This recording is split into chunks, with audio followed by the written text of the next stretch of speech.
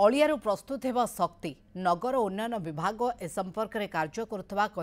मुख्यमंत्री मोहन माझी बीएमसी पक्षर पुराणा भुवनेश्वर आयोजित स्वच्छता ही सेवा कार्यक्रम में जोगदे यह मुख्यमंत्री भुवनेश्वर म्युनिसिपल कॉर्पोरेशन अंचल में प्रत्येक दिन 800 टन अलिया बाहरुछि जो 400 टन उदा और 390 टन पाखापाखि सुखिला अलिया बाहरुछि जहां विभिन्न पद्धति डिसेंट्रलाइजेशन करने स्वतंत्र भाव में एसएचजी माँ मानक ट्रेनिंग दि जाइए waste to energy plant biogas composting plant पर चिंता करा जाउछि। बायोगैस कंपोस्टिंग प्लांट पर बीएमसी टेंडर कर सारी बेले वेस्ट टू ब्रिकेट बा चारकोल प्लांट पर प्रस्तुत चली पलाशुणी में यह प्लांट निर्माण करा भुवनेश्वर कटक पुरी जटनी भली प्रमुख म्युनिसिपालिटी बाहर समस्त अड़िया को गोटे जगार प्रोसेसिंग कर योजना रही उदा एवं सुखिला या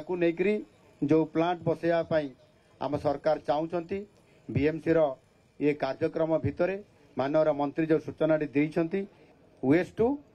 energy and waste to charcoal ताको आमे चारकोल करिबा ओरिया आवर्जनारू कोयला करि सारला परे आमे सेइथिरु आमे एनर्जी प्रोडक्शन करिबा पई एक नुआ टेक्नोलोजी आमे करिया पई जाउछंती जोटा कि देश रे बहुत कम सहर रे कार्यक्रम आरंभ होइछि। सिटी रो जेते अलिया सब गुड़िक जाइए वेस्ट टू एनर्जी होची आउरी बड़ बड़ सहर जदि सिंगापुर को देखा से जो थे कि सहर में आउ किछि अलिया रहिबो नाही डंपिंग हबो नाही ए जो जिनस गुड़ा होची से आमे अनेक समय आमे जो डिसेंट्रलाइज वे रे करूचंती आगुरु से अनेक समय लोक मैंने उत्क्षिप्त होती तेणु आम ये जो सिस्टमटा करा वेस्ट टू एनर्जी करा सब सहर को मिसेकी जदि एटा कार्यकारी हुए बहुत भल जिनिस क्रमे क्रमे पहाड़ अलियार पहाड़ सृष्टि होताकू आम काम लगेवा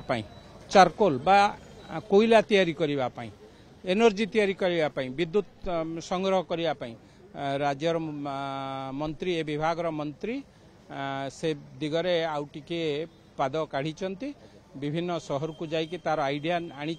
भुवनेश्वर में से भली कार्यक्रम करिवार आज ए सभारे घोषणा कर राज्यर मुख्यमंत्री घोषणा कर एक सुंदर कार्य।